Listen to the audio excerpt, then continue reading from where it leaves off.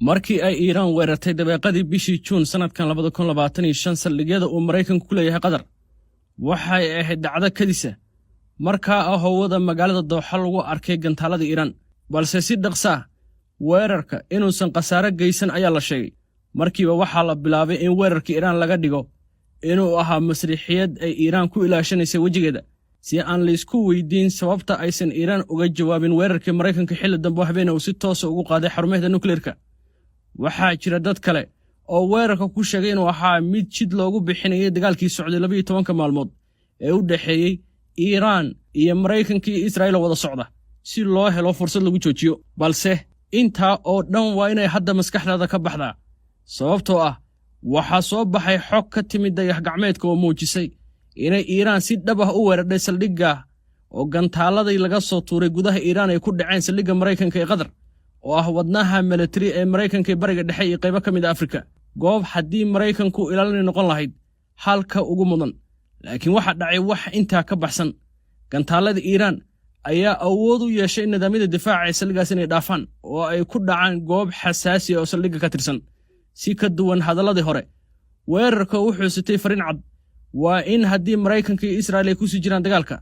marka Iiraan waxay garaaci doontaa wadnaha Mareykanka waxayna gantaaladeeda ka gudbi doonaan nidaamyada difaaca ma ahan macluumaadkan mid aan kaaga keenay Iiraan ama Ruushka iyo Shiinaha oo aad og tahay cadaawadda kala dhaxaysa Mareykanka ee waa xog ka timid bartamaha New York waa warbixin ay baahisay wakaaladda wararka Mareykanka ka soo baxday ee AB wakaalada cimrigeedu gaaray 179 sano oo hadda soo bandhigtay fadaxad ka dhana difaaca Mareykanka waa in wakaaladda oo xiganaysa sawirada dayax gacmeed ay xaqiijisay in weerarka Iiraan ay ka dhanka saldhigga Mareykanka ee Qatar uu ka guda balaarnaa inta lagu sheegay oo ahayd warka soo baxay inuu ahaa weerar aan waxba gaarsiin danaha Mareykanka wuxuu ahaa weerar si aamusnaan leh u dhacay haddana qarxiyay maskaxda falanqayaasha amniga caalamiga waxaa la arkay burbur qiiq iyo haraadi dul hooganaya saldhigga Mareykanka ee Qatar saldhigga ugu weyn ee Mareykanku ku leeyahay bariga dhexe kana mid ah tiirarka istiraatiijiyadeed ee taliska dhexe ee Mareykanka ma jiro war rasmi ah si cad u shaaciyay wixii dhacay balse sawirro uu qaaday dayax gacmeedka oo heshay wakaaladda wararka ee AB ayaa si cad u xaqiijinay in gantaalada Iiraan ay si toos ah u beegsadeen qalabkii ugu sirta badnaa ee isgaarsiinta Mareykanka oo ku yaallay saldhiggaas sawirrada dayax gacmeedka la qaaday 23 bishii Juun ee sanadkan 2025 waxa ay si cad u muujinayeen xaaladda ka hor iyo kadib ee weerarka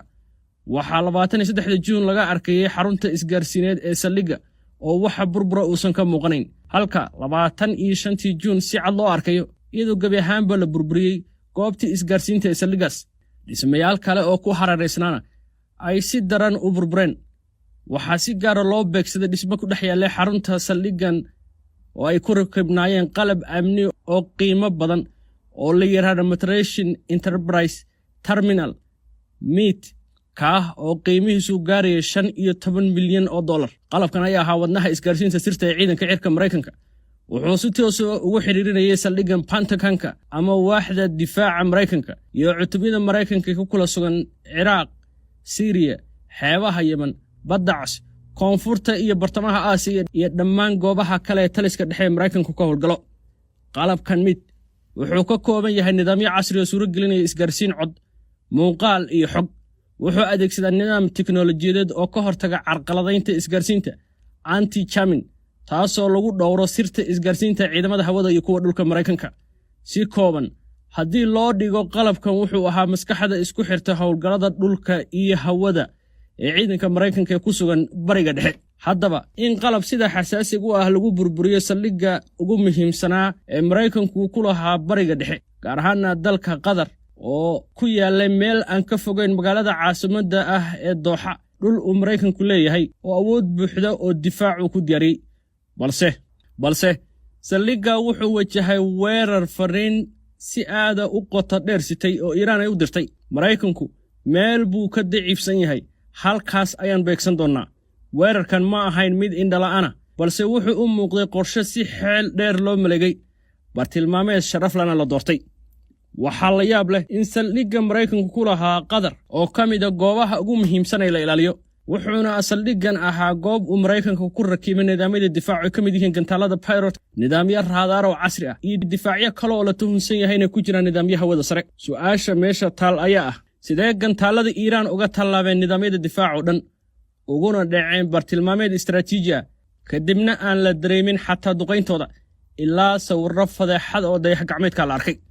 Fashalka difaac wuxuu si gaar ah u dhaawacayaa sumcadda Maraykanka ee awoodda aan la jebin karin ee deegaanka Bariga Dhexe.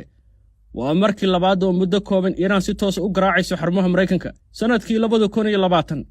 waxaa saldhigga Ayn al-Asad ee Ciraaq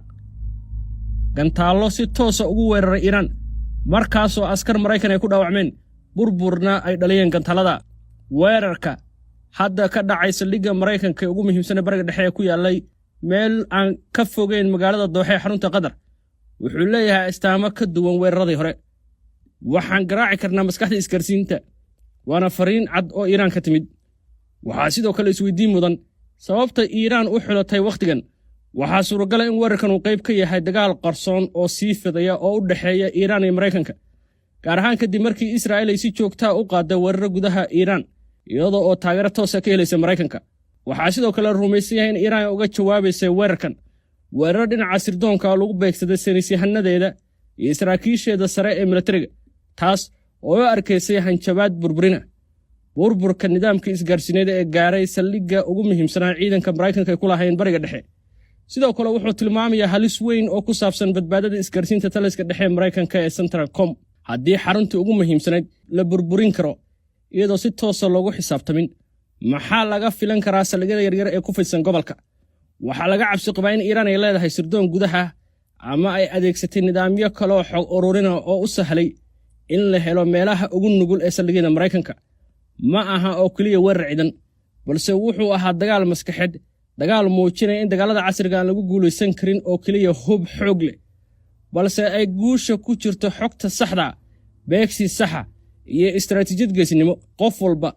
weerar wuu qaadi karaa, balse wax ka duwan ayaa ah in si nadiif oo toos ah loo garaaco qaybta ugu xasaasisan ee cadowgaaga. qarniga 21 waxaa lagu qorayaa Bariga Dhexe, balse ma ahan qoraal warqad lagu dhigayo, waa qoraal lagu dhigayo sawir cirka laga qaaday, xarumo qarxay iyo qalab malaayiin dollar oo gubtay iyadoo xataa sirdoonka uusan wax digniina bixin. waa dagaal ku salaysan xog, xisaab iyo xeelad. waxa la muujiyay inaan la isku halayn karin qalabka haddii cadowgu garanayo halka uu garaacayo. tani waxay la xiriirtaa in saldhiggan tiknoolajiyadii difaaca Maraykanka oo dhan ay ku diyaarsanayd. haddana gantaalada Iiraan intaa oo dhan ma celin, waxayna garaacday wadnihii saldhigga, goobtii isgaarsiinta ugu muhiimsanayd ee Bariga Dhexe ee ciidanka Maraykanka. markii sawirrada dayax-gacmeedka ay daaha ka qaadeen waxa dhabta ay dhacay, dunidu dib ayay neef dheer u qaadatay. dabadeedna su'aal weyn ayaa ka dhalatay xaaladdan. haddii saldhiggii ugu muhiimsanaa ee Maraykanku ku lahaa Bariga Dhexe la garaaci karo, halkee kaloo ammaan ah oo Iiraan laga badbaadin karaa?